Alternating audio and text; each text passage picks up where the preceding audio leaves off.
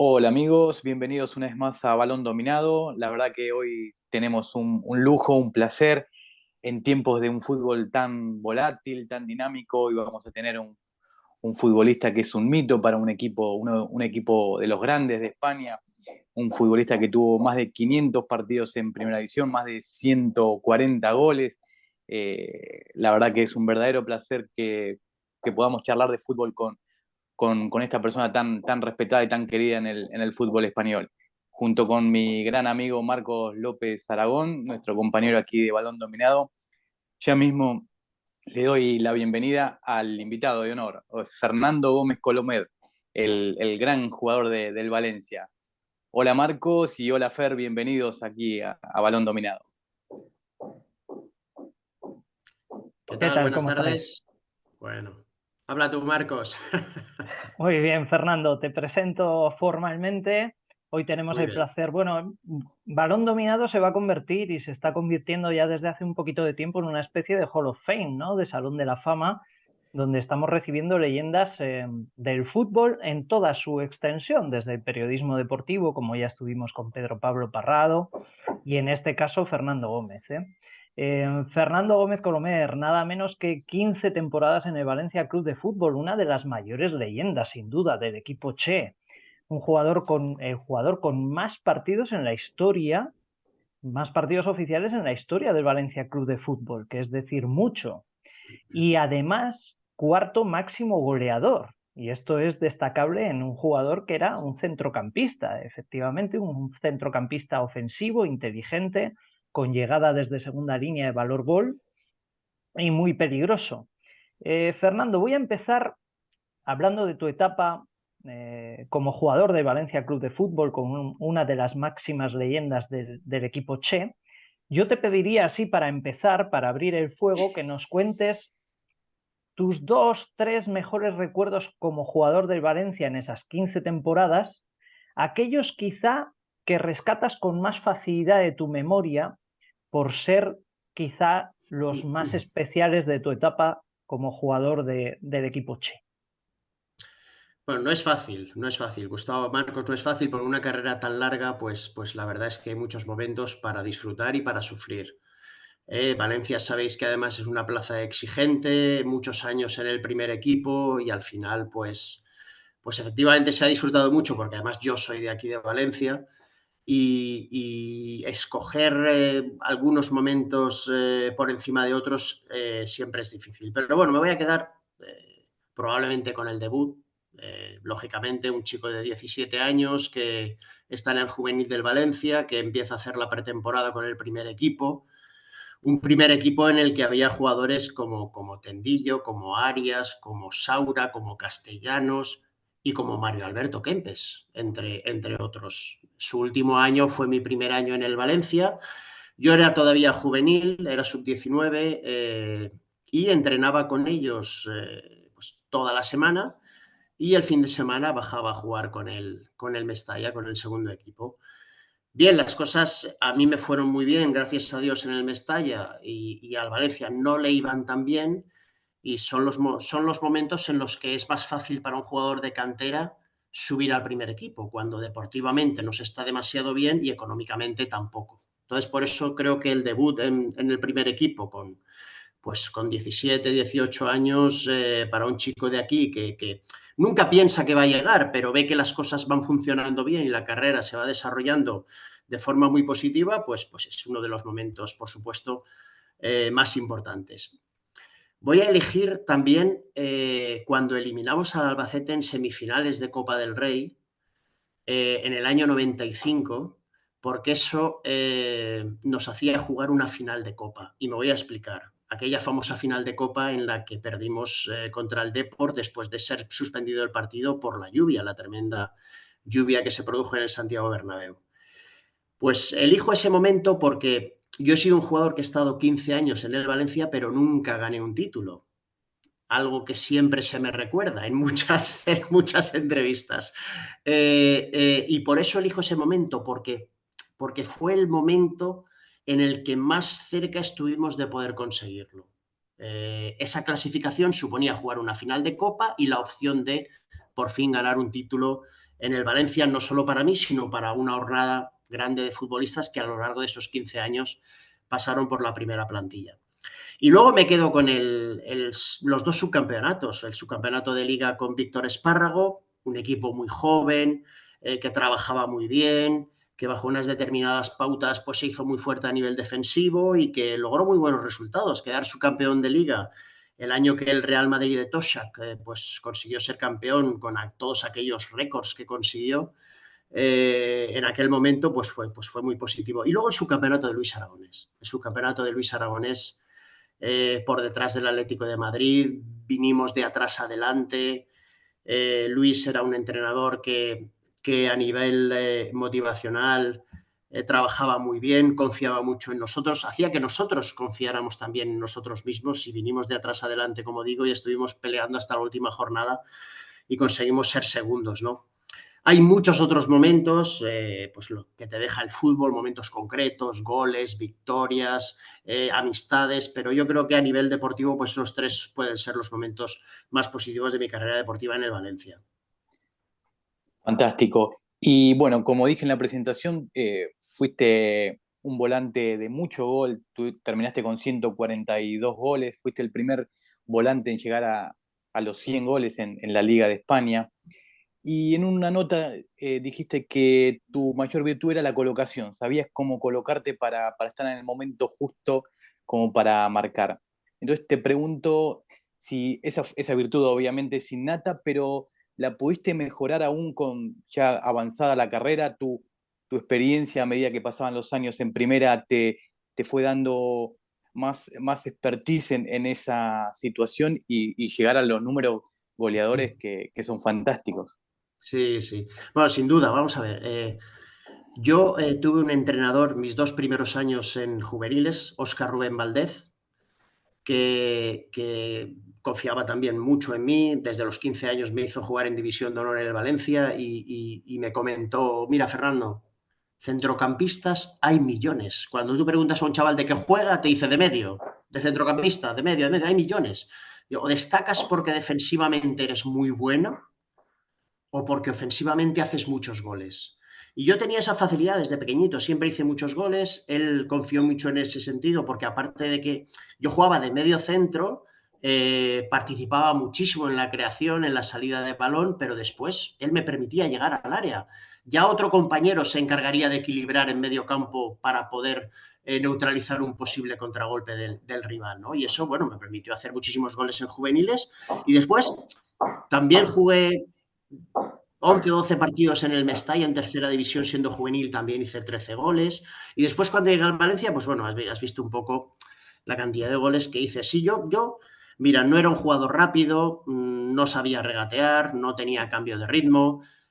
Al final tenía que evitar que mis defectos perjudicaran a mi juego y al equipo y tenía que exprimir mis virtudes, ¿no? Pues mis virtudes, como tú decías, pues saber llegar al área en el momento adecuado, en el espacio adecuado, y luego, pues, bueno, mucha facilidad para el control y mucha facilidad para el remate al primer toque, con las dos piernas y con la cabeza, ¿no? Entonces yo creo que eso fue un poco lo que me mantuvo no en esa obsesión, sino en esa necesidad de siempre entrar en el área siempre que pudiese, aparte de participar en la creación del juego todo lo que pudiese. Hubo incluso entrenadores como Luis Aragonés que me dijeron, Fernando, olvídate del gol, el gol llegará, primero ven aquí a jugar y después ya ves al área y el gol llegará. Pues bueno, pues nos fue muy bien, hice muchos goles y participé bastante del juego. Bien, la verdad es que yo me divertí mucho jugando al fútbol, sí. Mira, voy a aprovechar esta pregunta. Yo tenía aquí una anotación, conste que Gustavo y yo no hemos hablado previamente a esta entrevista. Y Sí. me gusta mucho la pregunta que te ha hecho porque me deriva a lo siguiente. A mí me hace mucha ilusión hablar contigo. De hecho, lo reconozco, eres una debilidad mía y te voy a decir porque además lo ha sido en sentido contrario. Me refiero a lo siguiente. Yo siempre te veía. Además, a mí me ha marcado mucho la etapa de los 80 y los 90, lógicamente por mi edad, ¿no? No se veían todos los partidos de fútbol porque no todos se emitían por televisión, otros se seguían por la radio, pero yo me acuerdo mucho de los partidos de los sábados por la noche, prime time, Valencia Club de Fútbol Real Madrid, Valencia Club de Fútbol Fútbol Club Barcelona. Yo siempre te veía eh, me daba mucho miedo cada vez que jugabas contra el Real Madrid. Muchísimo miedo. Yo tenía tres jugadores a los que temía enormemente, que eran Guillermo Amor en el Barcelona, que hacía Sí. grandes partidos contra el Real Madrid, Paulo Futre en el Atlético y Fernando Gómez en el Valencia. Y de hecho, pues hay datos estadísticos que avalan eso, que es que, por ejemplo, pues en la temporada 91-92 y en la 95-96, es decir, en 2 temporadas, Fernando Gómez es autor de goles en Mestalla en derrotas en ambas ocasiones de Real Madrid y de Fútbol Club Barcelona. Yo aquí la pregunta que te hago, y es la última como jugador del Valencia Club de Fútbol, es ¿qué se siente, Fernando, de verdad? ¿Qué se siente cuando uno derrota a los grandes equipos de la liga con goles propios en un Mestalla temible?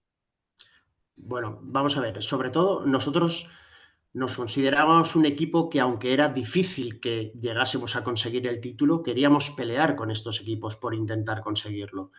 Entonces, es verdad que las plantillas no eran iguales ni costaban lo mismo, pero sentíamos la necesidad de competir contra estos equipos y mucho más en Mestalla, ¿no? En Mestalla, eh, el ambiente, el campo lleno, eh, bueno, mucha animadversión al rival, animadversión deportiva al rival, mucha tensión. Son esos partidos que el jugador prácticamente no necesita nada de motivación, ya solamente saltar al terreno de juego y ver Mestalla lleno ya te obliga, tienes un plus de atención, un plus de responsabilidad, un plus de físico, tienes un plus de todo para afrontar estos partidos. Y luego, claro, cuando logras resultados positivos, ves lo que vibra la afición, porque a veces son 2, como era antes, o 3 puntos nada más, como cualquier otro partido. Pero significa mucho para tu afición el que el Valencia derrote a un equipo de los importantes o de los llamados a poder ganar en la liga, incluso, bueno, competiciones europeas, cualquier competición que pueda disputar. Por eso digo que el Valencia siempre se ha visto con un equipo, como un equipo que tenía que pelear contra estos equipos, llegar lo más lejos posible, pero ganar en Mestalla estos equipos y además habiendo participado tú en jugadas determinantes de esas victorias, pues bueno, significaba muchísimo. Yo además siempre he tenido mucha tranquilidad para afrontar este tipo de responsabilidades y luego que es verdad que ese plus de motivación y de tensión lo sientes, pero como a mí lo que me ha gustado de verdad ha sido divertirme, pues yo salí a divertirme casi contra cualquier rival. Y al final, pues lo que más te marca en este tipo de partidos es el ambiente y la alegría que la afición siente cuando tú derrotas a este tipo de equipos, sí. Y bueno, mira, a Marcos le tenía temor de enfrentar al Valencia. Y perdonad, sí, recuerdo una anécdota que vino una vez Iñaki Sáez con el Albacete a jugar a Mestalla y después del partido alguien me comentó, es que estuve hablando con Iñaki y me dijo, mira, yo al que le tengo miedo de verdad es a Fernando. Yo no hice muy buen partido, la verdad es que no estuve muy bien, pero ganamos 1-0 con gol mío y claro, son cosas que se te quedan en la memoria para siempre, cuando vino Ranieri también, oye, no, en la eliminatoria que jugamos contra el Nápoles, el jugador que más temíamos eras tú, bueno, luego nos metieron 5 porque expulsaron aquí que Sánchez Flores y fue un partido que terminó muy mal, bueno, cosas de este tipo, ¿no? Cosas de este tipo que sí, yo creo que al final, pues, analizas lo que es un rival, ves su juego, lo analizas a nivel individual, a nivel colectivo, pero luego dices, ostras, al final, ¿quiénes son los que te pueden hacer daño? Pues bueno, imagínate, yo he jugado con Mijatovic, con Penev, con Salenko, con Eloy, Olaya, pues con muchos jugadores que han sido determinantes, pero es verdad que mi media de goles, pues bueno, también hacía que me tuvieran algo en cuenta, es verdad. bueno, de hecho golpearon a tu puerta los 3 equipos más grandes de España. Athletic, el que más cerca estuviste, según tus palabras, Barça y Madrid. ¿Quién, Sí. según tu juego, dónde hubieses rendido mejor? ¿Dónde crees que tu juego hubiera encajado mejor? Pues bueno, yo creo que aquella época era diferente. Quiero decir, no se marcaba tanto una diferencia de estilo como, por ejemplo, ahora se quiere hacer marcar entre el Fútbol Club Barcelona, por ejemplo, y el Real Madrid, y tampoco había tanta diferencia. Es decir, no era un Atlético de Madrid que tenía una idiosincrasia tan clara como la tiene ahora. Es decir, yo creo que en aquellos momentos existía más un juego más parejo entre los tres equipos, pero es verdad que después de la llegada de Cruyff a Barcelona, de la llegada de Hus Hiddink a Valencia, y de la llegada de Leon Benaker a Madrid, yo creo que se produjo un cambio, primero en la forma de entrenar y en algunos casos en la forma de concebir el fútbol.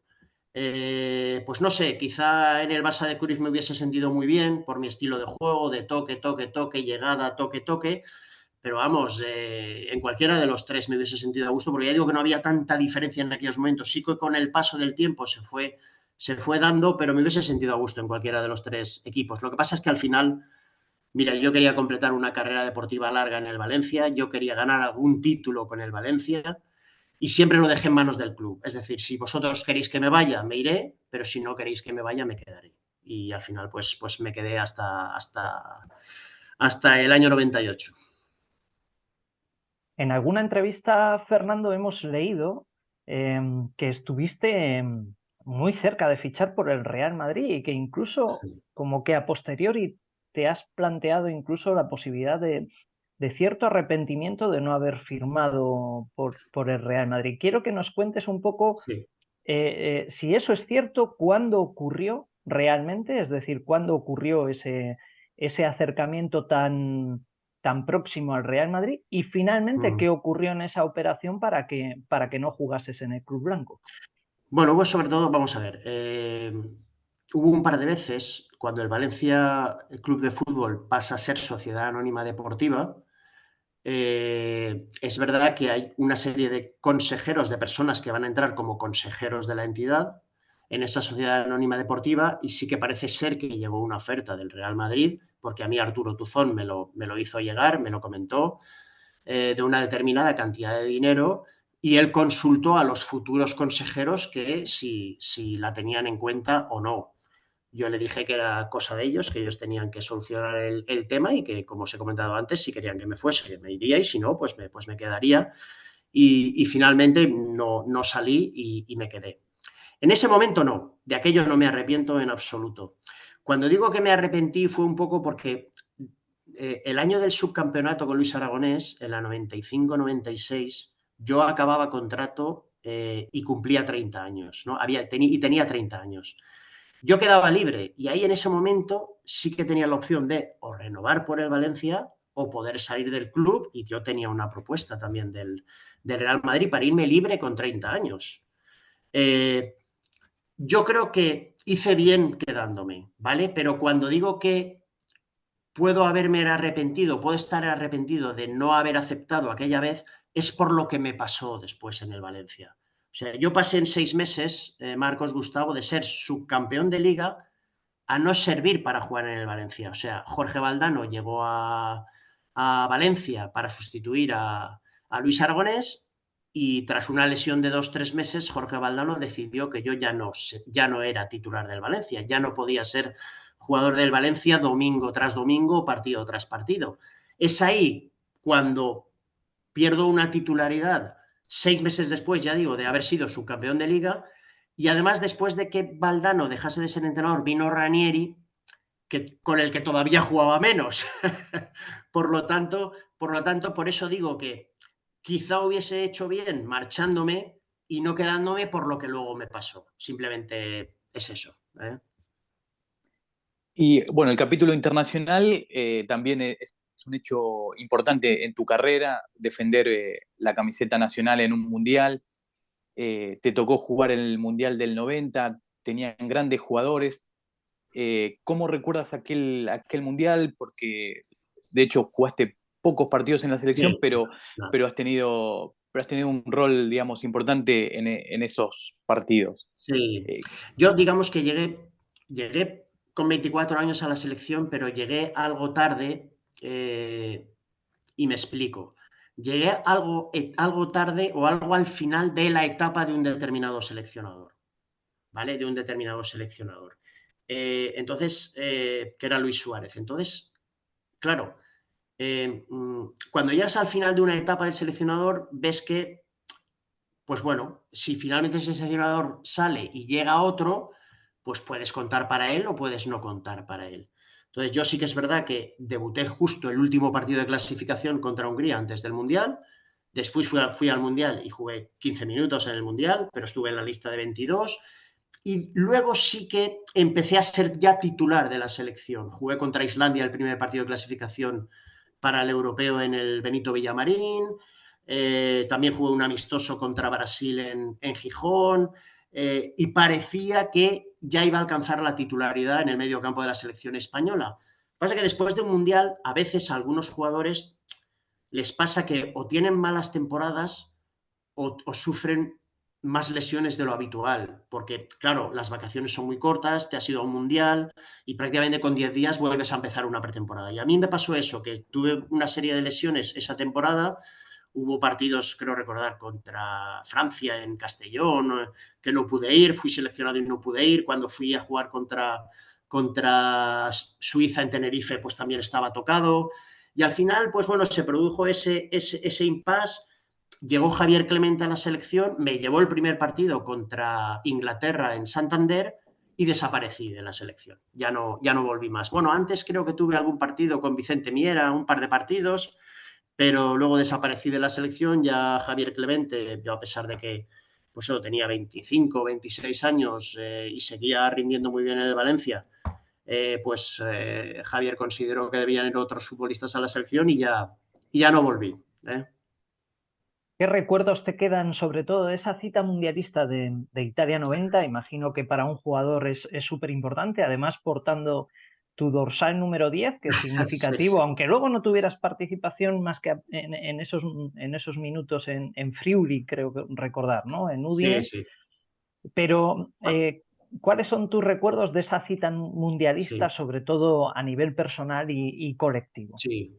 Bueno, hombre, primero lo que os he comentado, o sea, el estar entre los 22 elegidos para ir a un mundial pues, significa mucho para un futbolista, porque aparte, como yo siempre he comentado, es la consecuencia del rendimiento que tú estás ofreciendo en tu equipo. Si en tu equipo jugaras mal, no irías a la selección. Si en tu equipo lo has hecho lo suficientemente bien como para ir a la selección, las cosas funcionan. Después yo había sido subcampeón mundial juvenil, sub-20 con la selección española en el 85, que fui bota de plata de aquel mundial, y era como una especie de continuidad, porque yo en la sub-21 la verdad es que jugué muy poco, jugué 4 o 5 partidos, muy poco. Y bueno, estar entre los 22 elegidos, pues imaginaos lo que puede significar. Yo ya sabía que no iba a jugar mucho. Como anécdota, como tú has comentado, Marcos, yo llevé el 10 porque no lo quería llevar nadie. O sea, allí supongo que como en muchas otras selecciones, por orden de internacionalidades, de número de internacionalidades, o por orden de veteranía, se va eligiendo dorsal. Yo era el penúltimo que elegía. El último era Alcorta. Yo era el penúltimo. Y me quedaba el 10 o el 12. Y claro, yo dije, pues mira, es que me sabe mal y no quiero que parezca que soy un engreído ni nada de nada, pero me gusta más el 10 que el 12, me voy a quedar el 10. Y fue una cuestión anecdótica porque nadie en la selección quería llevar el 10. Era una cosa que a mí me llamó mucho la atención, ni Martín Vázquez, ni Michel, ni Roberto, o sea, jugadores, ni Butragueño, jugadores excepcionales y maravillosos que no querían llevar el 10. Y por eso me tocó. Y luego, pues bueno, la concentración, estar con los medios de comunicación, con los compañeros, entrenando, jugando los partidos, las aficiones. Yo creo que es lo máximo que puedes vivir como futbolista, que es representar a tu selección en un mundial. Y bueno, también con Clemente, y antes lo mencionaste a Jorge Valdano, tuviste ahí esos momentos desagradables, ¿no? Valdano dijo que era un orgullo entrenarte y luego no te tuvo en cuenta. Bueno, Clemente también te dijo, me encantaría convocarte y dejó de convocarte. El futbolista lo único que pide, nunca pide titularidad, ¿no? Lo único que pide es que el entrenador le vaya de cara, ¿no? Que sea sincero. ¿Por qué crees que suceden estas cosas? Que los entrenadores dicen una cosa y luego hacen lo contrario. Bueno, yo pues no lo sé, yo creo que es una de las facetas más importantes de un entrenador. Vale la pena hablar menos, pero ser muy sincero y cumplir lo que dices, que hablar demasiado y no ser capaz de cumplir todo lo que dices. Creo que es más importante así. Además, yo siempre lo he comentado, por ejemplo, lo tiene Luis Aragonés, lo tenía Luis Aragonés, por desgracia, no lo tenía. Él era un tipo de entrenador que hablaba no demasiado, pero que era muy sincero y muy directo. Y como digo yo, él tenía al 80 o el 90% de la plantilla contenta, jugaran o no jugaran, o jugáramos o no jugáramos. Yo creo que él todo lo hacía de forma lógica, de forma sincera. Lógicamente, hay partidos en los que uno dice, oye, pues podría haber jugado yo, o en vez de este, o a lo mejor este no está jugando tan bien y sigue jugando. Estas cosas que pasan dentro del mundo del fútbol. Pero yo creo que el entrenador no debe hablar demasiado, pero tiene que ser muy directo y muy sincero y cumplir lo que dice. A partir de ahí, pues bueno, yo creo que hay entrenadores de todos los estilos. Y lo que me pasó, pues bueno, yo creo que es anecdótico. Yo siempre lo digo un poco porque yo creo que sí, yo creo que Jorge Valdano estaba contento de entrenarme, pero luego al final, pues por cosas del fútbol no jugaba demasiado, jugaba muy poco. Sin embargo, Ranieri cuando llegó, pues yo casi lo tenía bastante claro. Tenía bastante claro que él quería jugadores de otro perfil en mi posición Claro. o sea, digamos que él fue fiel a sus creencias y a lo mejor Jorge pues fue un poquito menos fiel, pero bueno, eligió otros jugadores y además sobre todo me llamó mucho la atención el corto espacio de tiempo con el que me pasó esto. O sea, que, como os he dicho antes, o sea, yo pasé de ser subcampeón de liga y hacer casi la mejor temporada de mi vida en el Valencia a no servir para jugar en el equipo 6 meses después. Pero bueno, yo creo que las cosas en el fútbol, como en la vida, suceden y hay que tratar de adaptarse y más que preocuparse de ellas, ocuparse. ¿Eh? Estupendo. Sin duda, eres una voz autorizada en Mestalla. Por eso nos gustaría conocer así, a bote pronto, ¿eh? Te voy a lanzar una pregunta que es muy genérica, pero también tiene su sentido porque quiero conocer tu primera impresión. Y me refiero a que quiero conocer tus sensaciones generalizadas sobre la era Peter Lim en el Valencia Club de Fútbol. Necesitaríamos otro programa, ¿eh? Mira, bueno, vamos a ver si lo resumo bastante bien. Aquí existía, digamos, un valor de las acciones que las tenía la fundación, con un préstamo de Bankia avalado por la Generalitat Valenciana. Se iba a cumplir el plazo en el que la fundación iba a tener que pagar y no iba a pagar. Con lo cual, si no tenía dinero para pagar, ¿quién tenía que pagar? La Generalitat Valenciana. La Generalitat Valenciana ni podía ni debía pagar los 94 millones de euros que valían las acciones del Valencia, porque es un ente público, es la institución más importante de la Comunidad Valenciana y no debía ni podía hacer eso. Por lo tanto, estaba claro que la venta debía llegar antes de que eso se produjese. Lo que pasa es que es verdad que se montó digamos, un proceso de venta del club que, como consecuencia, desembocó en la venta del club a Peter Lim y no fue un proceso del todo claro. No fue un proceso del todo claro porque digamos que desde la fundación o desde la presidencia de la fundación se enumeraron una serie de hitos que el posible comprador debía cumplir y Peter Lim no los cumplía. No cumplía la mayoría de ellos, creo que cumplía 2 de 20. Y luego, además de eso, hubo una empresa que auditó un poquito las ofertas y habló de que la oferta de Peter Lim pues presentaba una oferta vinculante que dejaba la deuda del club en 5 años en, no sé si eran 27 millones de euros o algo así. Y luego resulta que, claro, todos los patronos de la fundación dijeron, vale, pues adelante, hay que vender a Peter Lim. Se vendió a Peter Lim. Y luego, cuando se decidió que se iba a vender a Peter Lim se fue a negociar con Bankia. Y digo, entonces la oferta no era vinculante. Si luego te vas a negociar con Bankia para ver de qué manera montas el acuerdo, es que no era vinculante. O sea, la afirmación de que iba a dejar la deuda en 5 años en 27 millones de euros era mentira, porque luego se fue a negociar y montó el acuerdo, montaron el acuerdo entre ellos. Vale, eso lo primero. Pero bueno, da igual, ya tenemos a Peter Lim aquí, pues vamos a ver cómo va. Vamos a ver cómo va. Y a partir de ahí, pues por no hacer historia y de forma cronológica ir enumerando lo que ha pasado, pues sí que es verdad que en un escenario en el que existe el control económico de la liga, pues el equipo ha ido perdiendo poder deportivo, con lo cual ha ido perdiendo poder económico y cada vez su plantilla cuesta menos. Y cada año tiene unas pérdidas que ha de enjugar con venta de activos, que son jugadores de fútbol.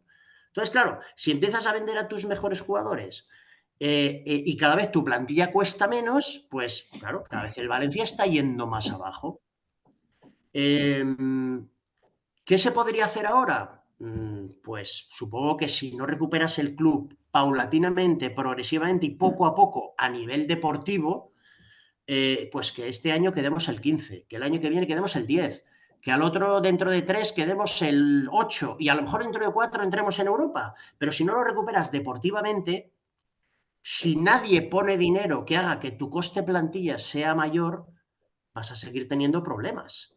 Con lo cual lo que necesitas es, si el gestor va a ser el mismo, necesitas deportivamente ir recuperando los resultados deportivos del club para que al final pues, puedas volver a entrar en Europa y, digamos, ir mejorando también a nivel económico y deportivo.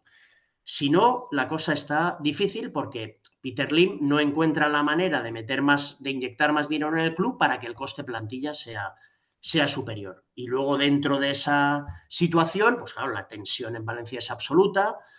Pensamos que podemos descender. La temporada pasada estuvimos a punto y nos salvamos de milagro. Este año, pues pensamos que puede suceder. La plantilla cada vez la vemos más debilitada.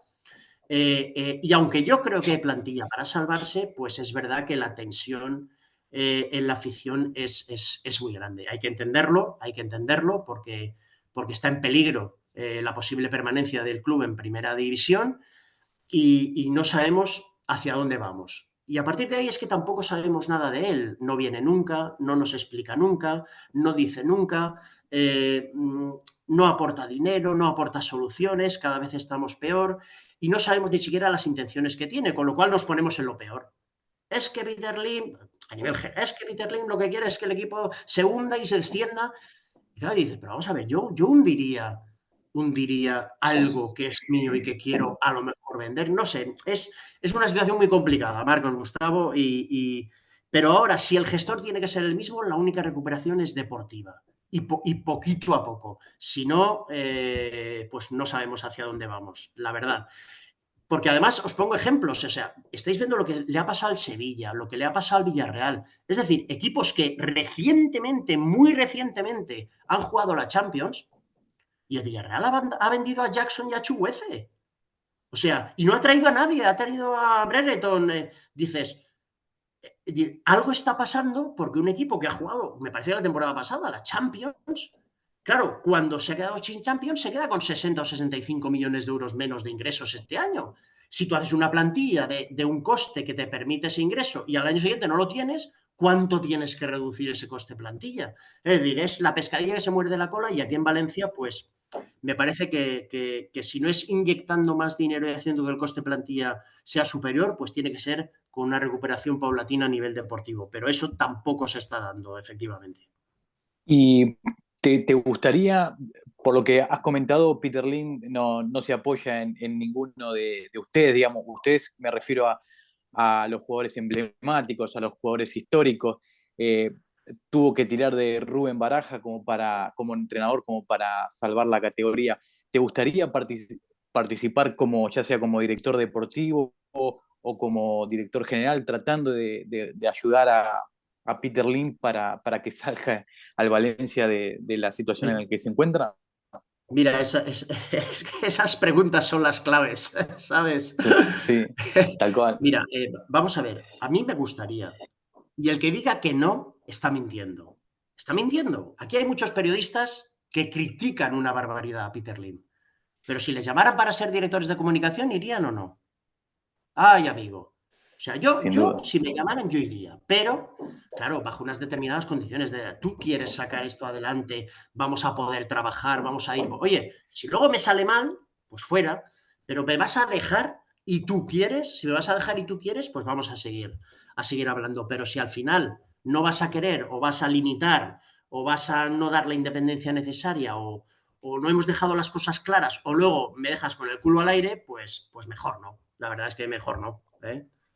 Dependiendo de unas determinadas circunstancias se podría hablar, pero es muy complicado, ha tenido mucho tiempo.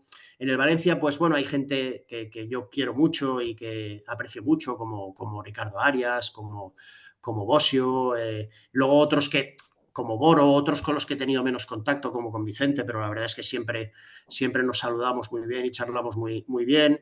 Oye, pues ellos hacen su trabajo, su papel, y tampoco son personas que en estos momentos tengan una responsabilidad grande. Por lo tanto, yo me alegro de que estén dentro del Valencia. A mí lo que me apetece es que si tiene soluciones y las puede aportar, sea con quien sea, pues que por favor, que den resultado, porque es muy duro ver al Valencia pelear en este tipo de situaciones. Por terminar este ciclo de preguntas asociadas a la actualidad del Valencia como institución, porque obviamente todos estamos preocupados, se trata de uno de los grandes de España, es decir, nosotros le hemos conocido como uno de los verdaderos grandes de España en esa época en la que competía por hacerse incluso con el título de liga. Mi pregunta para terminar esta serie sería la siguiente. ¿Ves factible en una persona que tiene el 92% del paquete accionarial, es decir, es el dueño absoluto y absolutista del Valencia Club de Fútbol, ves factible en el corto o medio plazo una posible venta de la entidad? Y sobre todo también, ¿identificas algún posible o algunos posibles compradores de Valencia, que creo que sería la opción más lógica y mejor para el futuro de la entidad? Mira, a ver, no sabemos si Peter Lim estaría dispuesto a vender o no. Yo, desde luego, si fuese Peter Lim, vendería. Vendería porque tengo muchos problemas en una sociedad que me está resultando, bueno, no voy a decir deficitaria porque no sabemos él cómo está rentabilizando su inversión o cómo la rentabilizará más en el futuro si vende las acciones por un determinado valor. Pero yo creo que es demasiado problema. Él está muy lejos, tiene personas aquí a las que al final, pues yo creo que se les maltrata o se les trata de una manera que esas mismas personas no están a gusto. No hay una identificación clara con la afición, no hay una conexión, no hay una comunicación. Yo de verdad creo que si fuese Peter Lim trataría de sacármelo de encima del club, pero es verdad que no es fácil, para mí no es fácil. Y me explico. El Valencia tiene alrededor de 400 millones de euros de deuda. Un campo por vender y otro por construir. Y luego, además, un coste plantilla quizá demasiado bajo como para levantarlo rápidamente de la situación en la que se encuentra.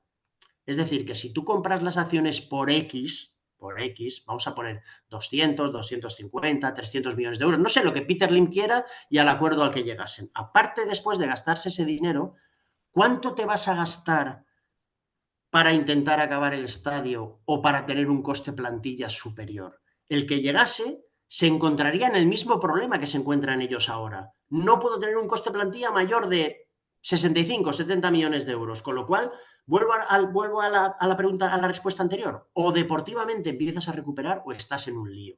Ahora, si llega alguien al que le sobra el dinero, de verdad, y que no le importe perderlo, esa podría ser la solución. Pero no sé si Valencia,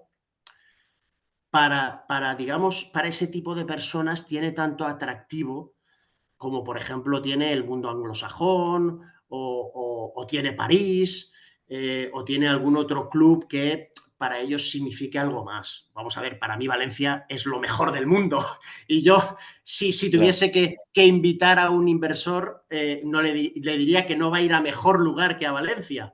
Pero, claro, poniéndonos en su lugar, pues no sabemos si tiene ese atractivo para las personas que pudieran tener ese dinero.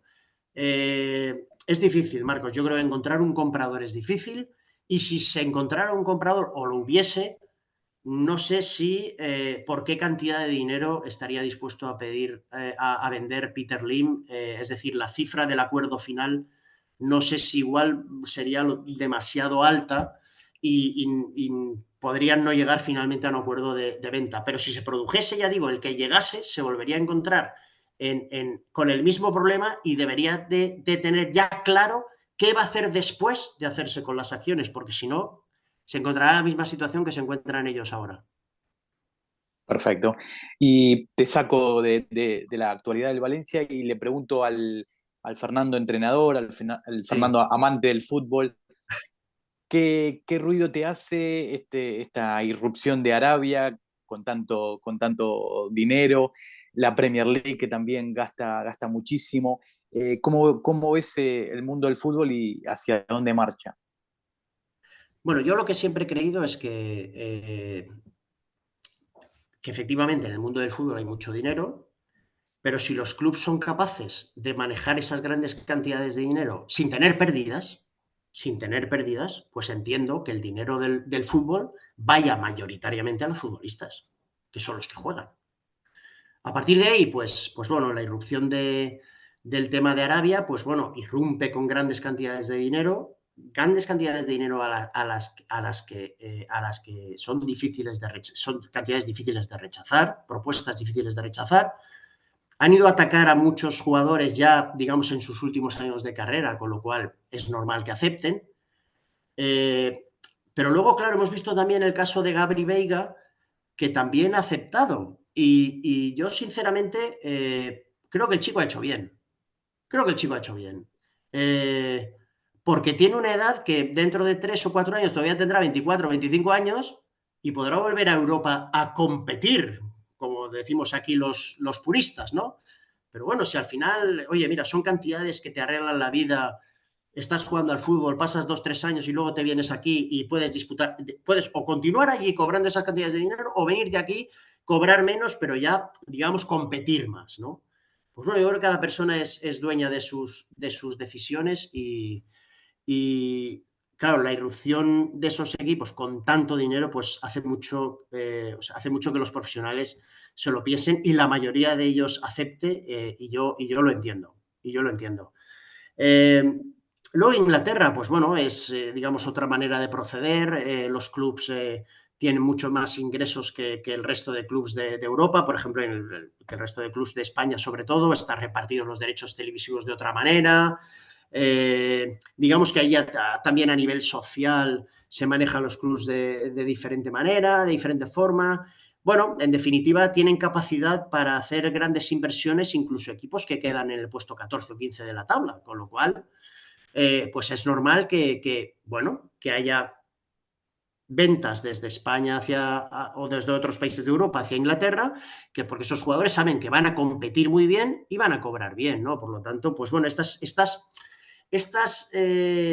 irregularidades o estas diferencias, pues yo creo que también las hemos vivido en la propia Liga Española, cuando los grandes equipos de poderío económico pues podían hacer grandes fichajes y iban fichando lo mejor que a nivel nacional surgía pues en el Valencia, en el Betis, en el Athletic Bilbao, en el Deportivo, en la Real Sociedad, y iban fichando un poco a los grandes jugadores que surgían en otras canteras o en otros equipos. Bueno, yo creo que siempre ha pasado, siempre pasará. Y lo que tiene que hacer pues cada club es intentar pues montar el mejor equipo posible dentro de ese control económico o dentro de asumiendo ese coste económico y bueno, y intentar conseguir resultados que sean realistas, pero como digo yo, pues ligeramente ambiciosos. Bueno, estamos hablando ahora desde otro perfil, desde el perfil del Fernando Gómez, entrenador y director deportivo. Acumulas ya varias experiencias en ese sentido, tienes un buen currículum que estás edificando, creo que con mucho criterio. Has puesto tus asuntos en manos de RGM Sports últimamente. Yo aquí te hago una pregunta que es la siguiente. Mirando de cara al futuro próximo, sobre todo, ¿cuáles son tus planes de futuro? Y no solo tus planes de futuro, sino tus motivaciones, el trasfondo de esos planes Sí. que te motiva a asumir próximos proyectos. Mira, a mí, bueno, yo creo principalmente he estado ligado al mundo del fútbol principalmente después de jugador, como director deportivo y como entrenador, ¿vale? Lo que pasa es que como director deportivo fue muy desde el principio. Yo me retiré en el 2000 y en el 2002 ya era director deportivo del Club Deportivo Castellón. Nos fue muy bien, finalmente ascendimos, pero se produjo la venta del club y tuvimos que salir. Y bueno, luego enganché algunas experiencias más como director deportivo. Y siempre me fue muy bien, ¿no? Lo que pasa es que después de la etapa del Valencia, entre el 2008-2010, pues bueno, digamos que la salida no fue demasiado positiva, y hubo un lapsus ahí de tiempo en el que pues no volví a reengancharme como director deportivo de algún club y decidí pues sacarme las licencias de entrenador. Y sinceramente, o sea, me apasiona el mundo del entrenamiento, el mundo de ser, o sea, el ser entrenador me apasiona. La dirección deportiva me ha ido muy bien porque además, gracias a Dios, pues han sido 5 o 6 playoffs de ascenso en 6 o 7 años en estas categorías. Además, en el Valencia conseguimos volver a la Champions después de haber vendido a Villa, Silva, a Mata, a Albiol, a Joaquín, a Zigic. Bueno, después de vender todo lo que se podía vender y sustituirlos con los Fegulí, Matier, Ricardo Costa, Tino Costa, César, con todos estos jugadores, pues volvimos a la, con Soldado, a Duriz, pues bueno, volvimos a la Champions y ha sido la única etapa, la única vez que el Valencia ha estado 3 años seguidos en Champions League, 2009, 2010, 10-11 y 11-12. Y como director deportivo, como digo, siempre me ha ido muy bien y las cosas, pues estoy muy satisfecho, pero luego también probé el mundo del entrenador y me apasiona el contacto directo, lo que hablábamos antes, el ser sincero, el ser directo, controlar el vestuario, saber cómo tratar a cada jugador. Creo que la palabra ha adquirido una importancia vital a la hora de transmitir a tus jugadores lo que dices y cómo lo dices. Creo que además hay otras herramientas que aportan pruebas de que las cosas que si las hacen como les dices pueden salir bien y que cuando no salen bien les explicas el porqué. Trato de ser muy justo y muy sincero, como lo era Luis Aragonés, como lo son muchos otros entrenadores que he tenido y que no he tenido también. Y luego valoro el mundo del fútbol un poco desde la perspectiva en la que yo lo viví, en la que, claro, el desarrollo táctico no era tan grande y esa evolución y progresión que ha sufrido a lo largo del tiempo, pues yo, digamos que he tratado de concebir cómo me gustaría que mis equipos jugasen. Y al final te das cuenta de que, bueno, esta palabra que se ha puesto tan de moda del modelo de juego, pues creo que es como una referencia, pero no puede ser nada definitivo. Me explico. Tú tienes que ser un equipo capaz de jugar de la manera que se te plantee. Tú buscarás mayoritariamente jugar de una manera, pero puede haber momentos en los partidos en los que no puedas jugar de esa manera y tengas que atacar de otra. O puede haber momentos en rivales que te obliguen a jugar de una manera que no puedes jugar como habitualmente te gusta hacerlo, ¿no? Entonces tienes que estar preparado para saber, por ejemplo, en esa fase del juego del ataque, saber intentar hacerlo de la mejor manera posible, aunque mayoritariamente hagas unas cosas, te asocies, quieras la pelota, quieras llevarla al campo contrario, jugar en campo contrario y después intentar buscar la forma de crear oportunidades de gol y poder rematarlas el mayor número posible de ellas, pues luego es verdad que tienes que estar preparado por si se te obliga a jugar de otra manera. Yo soy de los que digo, modelo de juego en ataque no tengo, yo no renuncio a nada. Es decir, por mucho que quiera jugar asociativo, si yo tengo un jugador en el otro lado solo, se la voy a tirar. Y si yo tengo un punta que me corre al espacio y es rápido, se la voy a tirar. O sea, no puedo renunciar a nada cuando estoy atacando. Otra cosa es igual, o sea, otra cosa ya es el momento defensivo, dices. Ahí sí que puedes tener un modelo, una forma, en función del sistema del rival, tú colocas a tus jugadores y luego ya les dices cómo presionar, cómo bascular, qué es lo que pasa cuando la pelota te sobrepasa, cómo entras en tu área para que todo el mundo esté marcado y el medio centro pueda dar un apoyo a los centrales porque viene el centro lateral, cómo haces bajar a uno de los puntas o cómo haces centrar la posición de uno de los jugadores de banda. Es decir, ya en defensa sí que puedes tener cierto modelo, un modelo de juego que puedes implantar más, pero en ataque no puedes renunciar a nada. Y luego a mí me gusta sacar la pelota jugada desde atrás. Yo creo que hay 3 estadísticas que lógicamente al ser estadísticas se han demostrado en el mundo del fútbol, han quedado demostradas, y que comparto.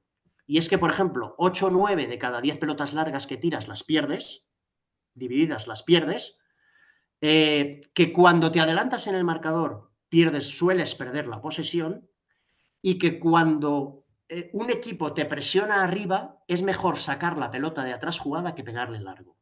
Vale. Yo en esas estadísticas creo, pero al final tienes también que hacer valorar a tus jugadores el riesgo.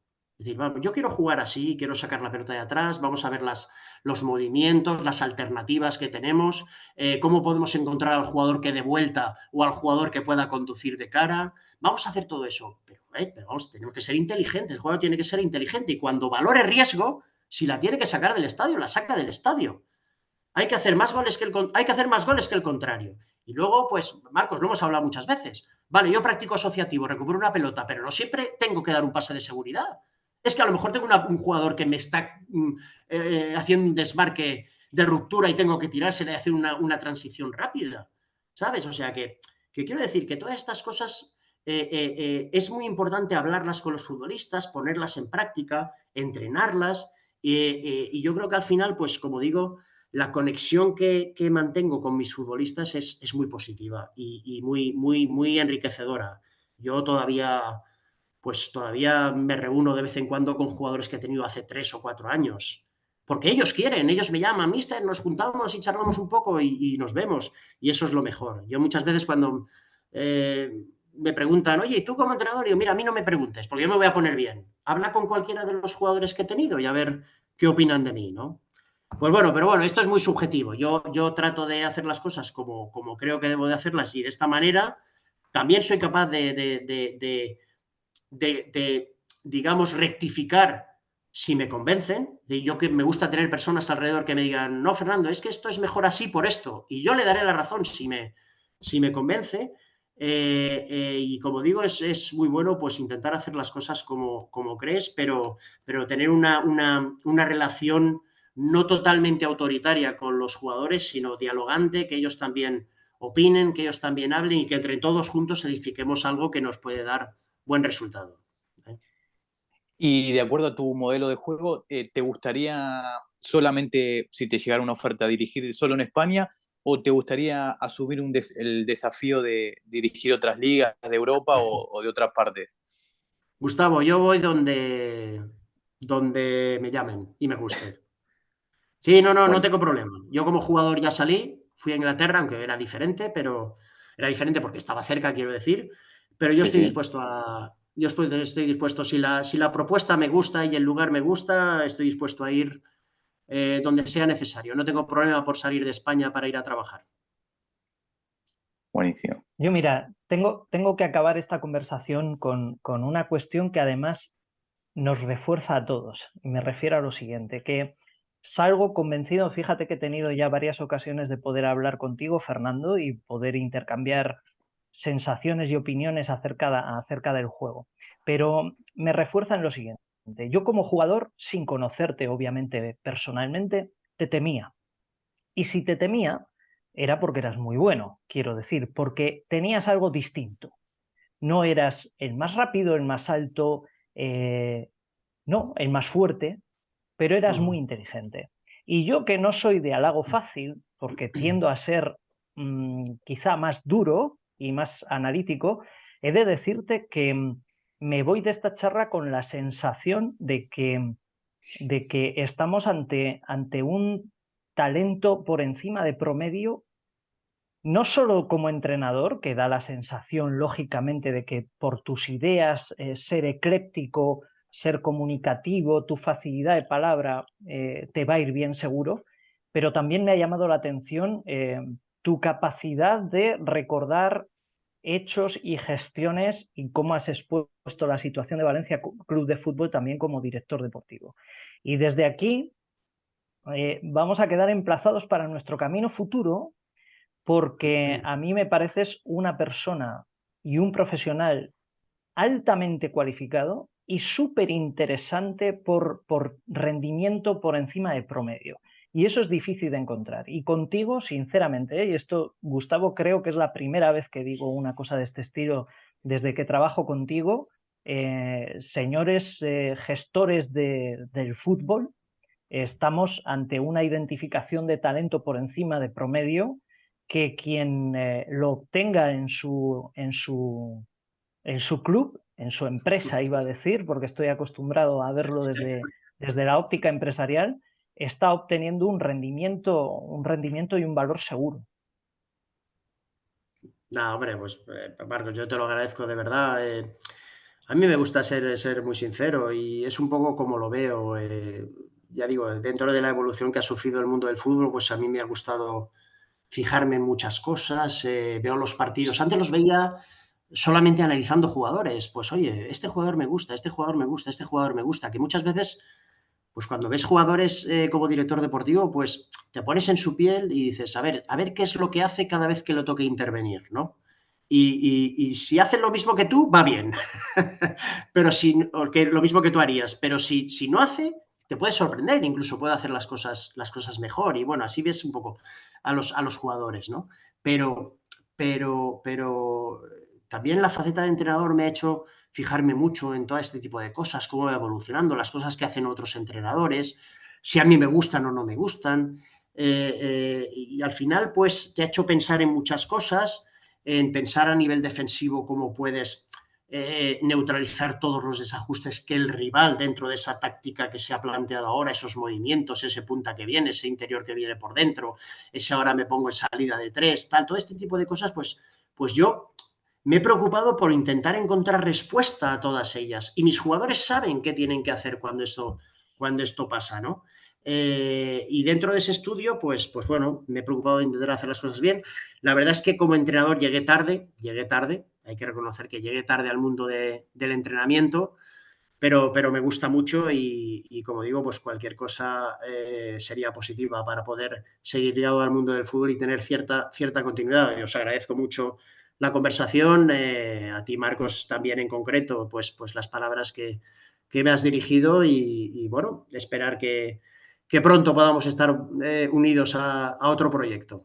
¿Eh? Sí, sin duda. La verdad que teníamos mucha expectativa con esta charla y se ha cumplido sobradamente. La verdad que ha sido un verdadero lujo. Has derrochado pasión por lo que haces, lo que transmites. La verdad que ha sido fantástico tenerte esta hora de charla a puro fútbol con Marcos. Así que te mandamos un fuerte abrazo y te vamos a seguir donde estés. Aquí tienes dos hinchas siguiéndote con mucha pasión.